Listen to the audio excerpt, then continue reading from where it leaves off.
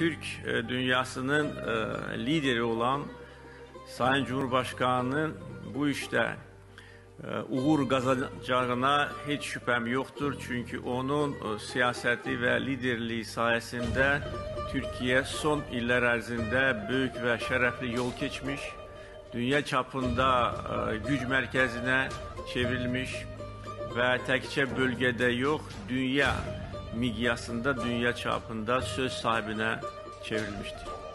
Ve Türkiye'nin gücünü, siyasi, iktisadi, hərbi gücünü hesab edirəm ki, indi dünyada bilmeyen yoktur. Ve əziz qardaşımın liderliği sayesinde Türkiye'nin gelişmesi, Türkiye'de istikrarın sağlanması bütün Türk dünyası için önemli şarttır. Çünkü Türk dünyasının merkezinde dayanan güçlü Türkiye devletidir. Bize, her birimize əlavə güc veren Türkiye'nin güçlenmesidir. Ve buna göre her birimiz əziz qardaşıma minnətdar olmalıyız. Azərbaycan xalqı adından büyük şərəflə bugün danışarak ona, əziz qardaşıma, Azərbaycan xalqının hədsiz məhəbbətini çatdırıram.